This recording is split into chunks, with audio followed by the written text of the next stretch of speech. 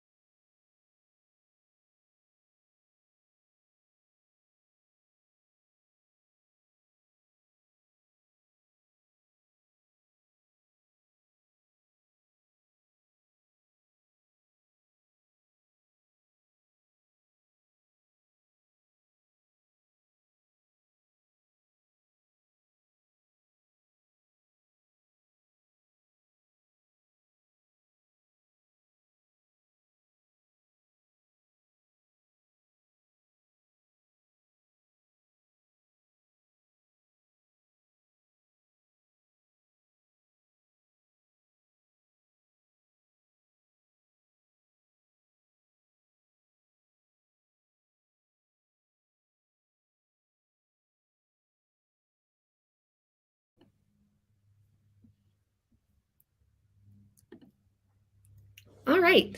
Good morning. Welcome, everyone. I'm so excited to talk to you today. We're going to talk about Earth's magnetic field, why it's important to us, and some new and exciting research that you can take part in. Just a quick note, I'm going to be showing you how to use the smartphone app CrowdMag. It's a community citizen science project. If you wanted to follow along for that part, now would be a good time to download that. We'll put a link to the downloads in the chat. It should be on the right-hand side of your screen. You'll see private chat, and the link will be in there. And that will take you to the different links for either the Apple Store or the Google Play Store to download that app if you want to follow along. I wanted to start by introducing myself. My name is Elise Thurber, and I'm a curriculum developer here at the Cooperative Institute for Research in Environmental Science.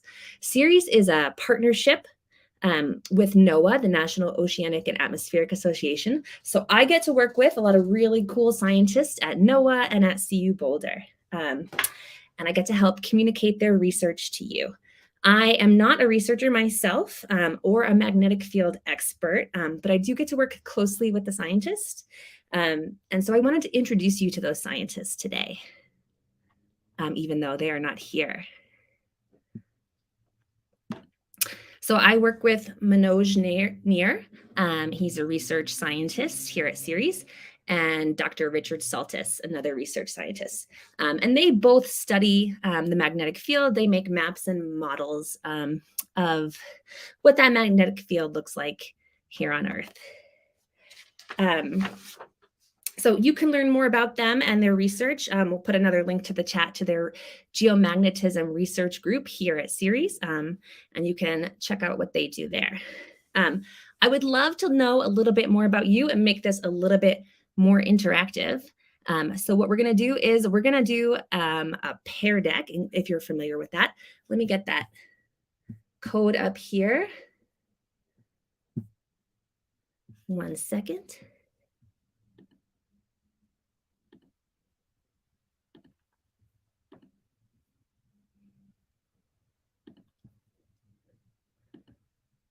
All right, so if you've ever done a Pear Deck before, you're going to go in another browser to joinpd.com, and then you'll enter the code LYTOYA. So that's LYTOYA. And then once you're on that Pear Deck, you'll be able to show us on this map where you are joining us from today. So there'll be a little yellow map icon down at the bottom of the screen, and you can drag and drop that to your location. So I've got a map of North America here. So if you're in the United States, Canada, or Mexico, you're going to want to use that map. If you're joining us from anywhere else in the world, go ahead and use that world map.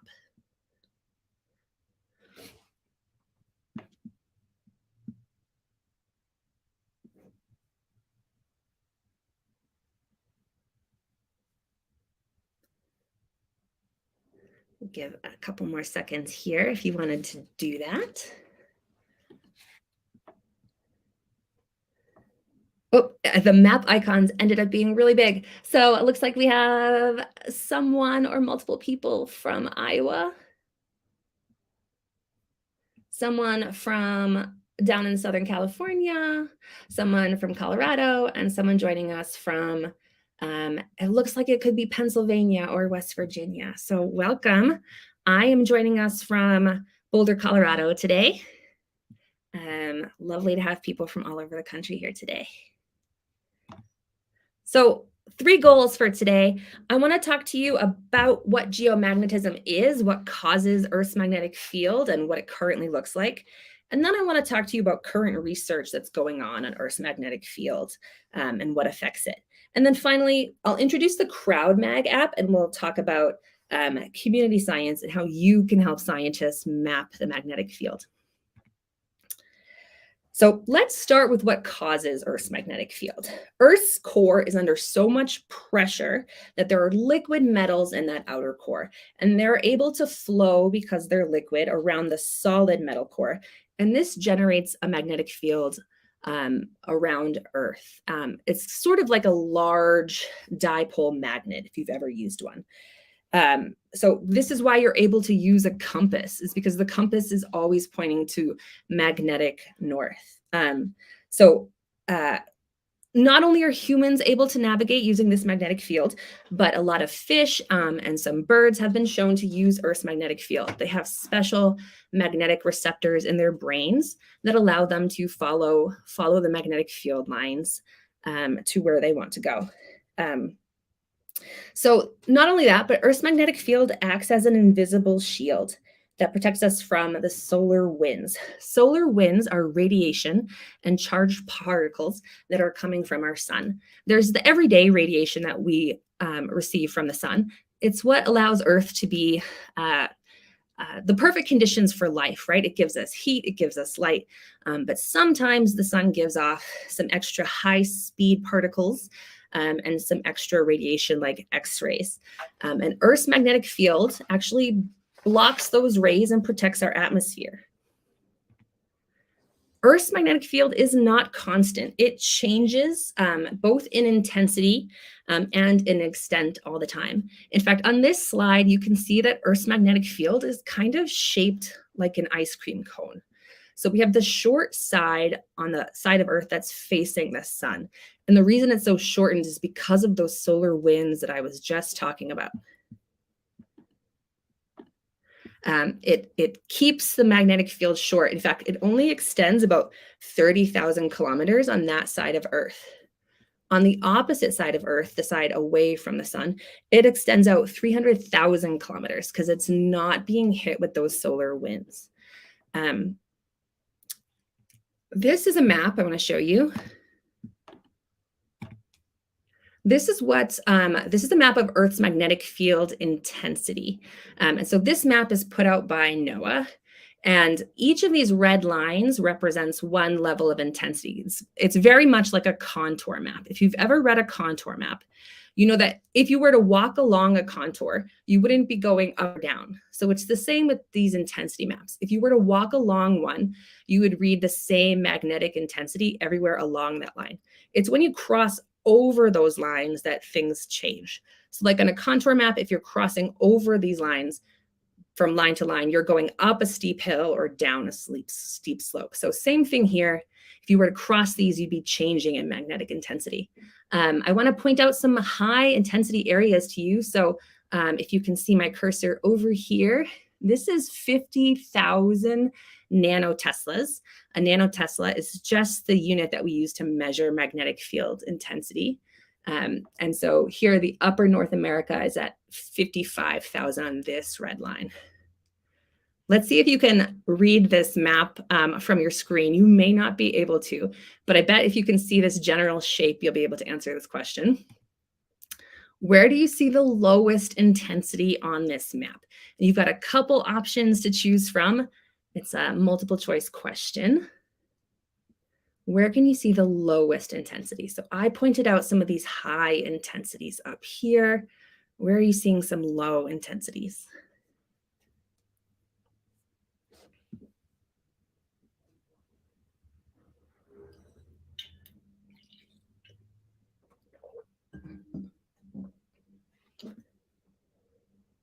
All right, we got a couple of responses. I'm going to give people a couple more seconds if they wanted to answer.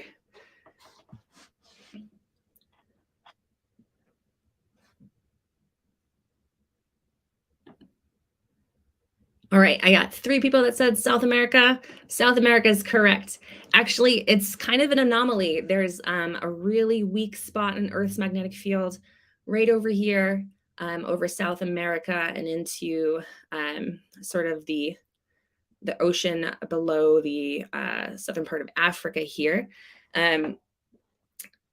We have to be really careful there because satellites are receiving some of that extra radiation. We just talked about how Earth's magnetic field protects us from additional radiation from space. And satellites actually, when they go over here, can get bombarded a little bit more in this area. All right, let's switch and talk about what affects the magnetic field. I want to show you a 30-second video here.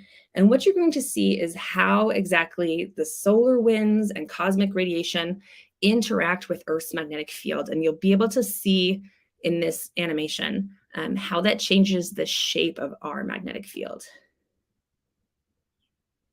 There's no sound, so it's just a 30-second animation.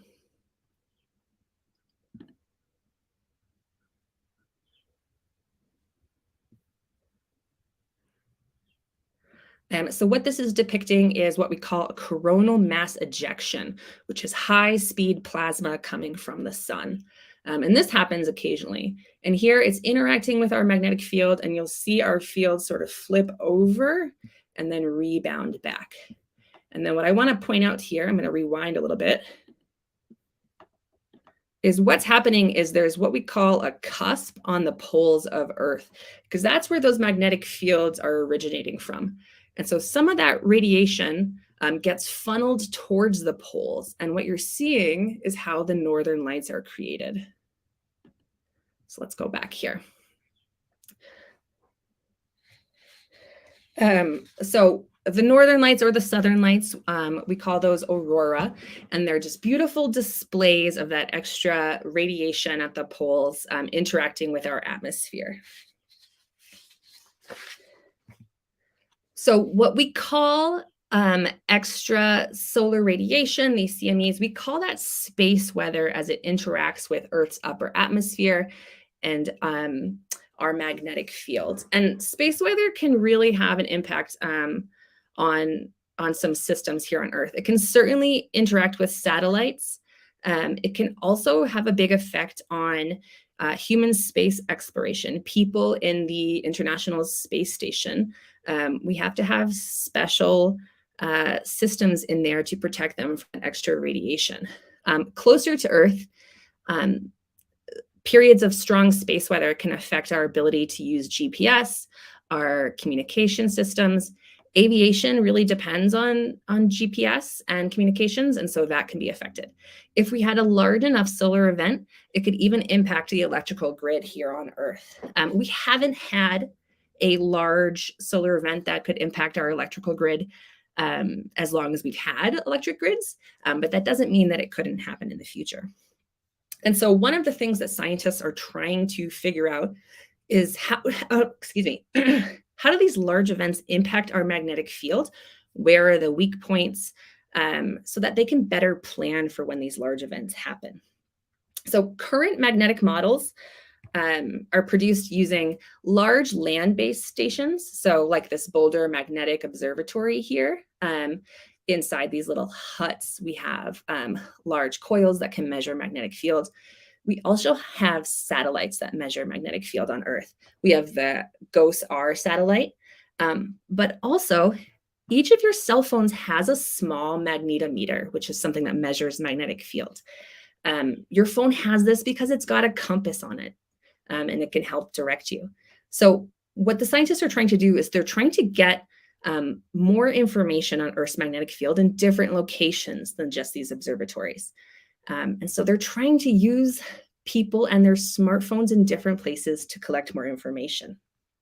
Let's take a question break. What causes the aurora that we talked about? Is it A, dust clouds in the upper atmosphere? Is it B, energy and particles that travel down the magnetic field lines at the north and south poles into Earth's atmosphere?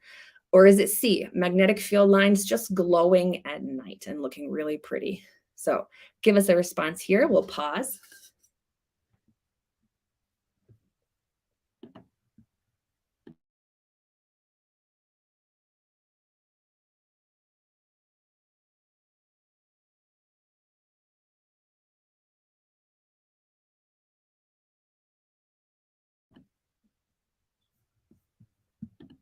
All right, let's see what we said. Everyone said B. Congratulations, that's correct. Energy and particles that travel down the magnetic field lines and into our atmosphere. Well done. So this brings me to the CrowdMag app. We just talked about how your phone has a magnetometer in it and that you can contribute data to the scientists here at Ceres and NOAA to help them make better models and maps of Earth's magnetic field. There's two versions of this app. There's one for Apple devices, iPhones, and there's one for Android devices. I'm going to talk you through some cool things that you can do with this app to measure the magnetic fields around you. You are welcome to follow along or just watch and try this out later. So when you first open the CrowdMag app, this is what the screen will look like. It will open up on the My Data tab. So you see a couple different tabs here at the bottom. There's My Data, there's Compass, but you'll start on My Data, and it gives you a map of your location. It may ask you to set location services. We don't have to do that right now. If you did want to collect more extensive data later, you could absolutely do that, but for now, we'll keep that off. So the strength of the magnetic field is shown at the very top of your screen. So when I took this screenshot of my phone, I was at 49,549 nanoteslas. Again, nanoteslas is just the unit of measurement that we use for intensity or strength of a magnetic field. If you are trying this on your phone, I would like to know, what is your current reading? What's the magnetic field around your phone right now? You should have space to enter a response on that Pear Deck. Or if you wanted to participate, but you're not on the Pear Deck, you could also enter it in the chat.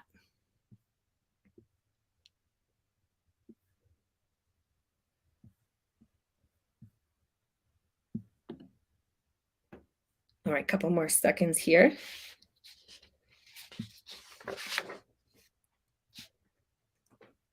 All right, let's see where we're at. We have 244,000 nanoteslas. Wow, 32,000, 91,000. Okay, we have a big range. So what does that mean?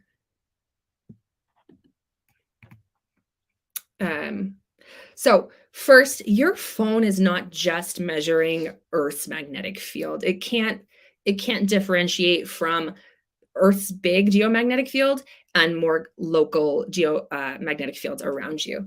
As it turns out, all the devices around you, all the electronic devices, also give off a magnetic field. Anything electric will also create a magnetic field. So if your phone is close to someone else's phone, or it's close to your laptop or your earbuds, you're going to get a spike in your magnetic field reading. So what should the background Earth's magnetic field reading be at your location? So if we switch to that WMM tab, and again, I showed you the big map of this. This is the World Magnetic Model. You can it will send you information about what the background should be. So if you click this little, sorry, my slides got a little messed up here. If you click the location symbol in the upper right, it will populate your latitude and longitude. You can choose today's date and then click calculate, and it will give you what the background Earth's magnetic field intensity near you should be. So at the time that I did this, it gave me my magnetic results that I should have been at 51,572 nanoteslas. And if we go back, I think we can see that I was a little bit less than that, but not terribly off. If you're following along, I would love to know what your total field intensity should be according to the WMM. And you can enter that on the Pear Deck if you would like, or in the private chat.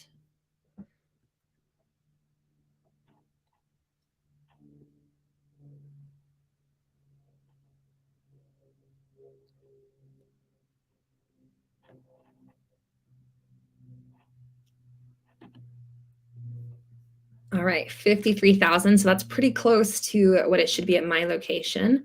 And then 46,000. Very good. One more thing I want to point out about the CrowdMag app is the Compass tab. This, in general, looks a lot like the Compass app that comes on your phone. But one thing I want to point out is that there's this magnetic storm index. And so this green line here moves between low and high. And what this does is it takes the predictions from the Space Weather Prediction Center here in Boulder. The Space Weather Prediction Center is the only space weather prediction center in the country. And they monitor the sun through various data points at all times. And they can give an alert if there is a big solar storm headed our way, and they can predict the size of that and the direction. And so we're able to take action if we can see a big solar storm headed our way. We can try and shut down parts of the electric grid when we have warning about those big solar storms. We are currently running a GeoMag data challenge. We've just completed together a couple aspects of this data challenge. There are 4 questions for you to answer. And then if you complete this either individually or with your class, you can enter to win our raffle prizes. We have some stickers and some NOAA swag packs that you can enter to win. And there's a Google form that you could do that on at our website. And I'll drop the link to our website in the chat for you. You'll also find things on our website such as videos and lesson plans and more information about this challenge over there. And now I want to open it up for questions from the audience. If anyone has any questions on the challenge or about Earth's magnetic field that I can try and answer for you. You're welcome to put those in the chat, or if you want to ask on screen, just put that in the chat and we can switch you into the stream to ask that question.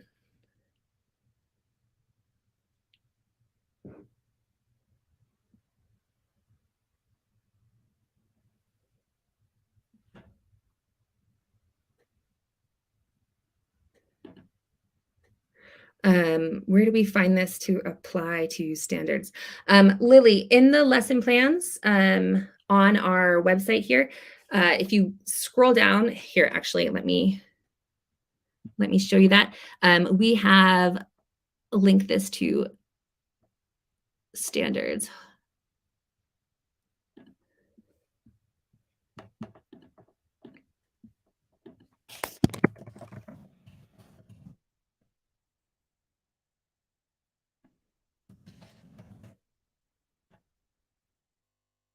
So if you scroll down to teaching materials, the teacher guide should have the standards listed for you in there. Anything else?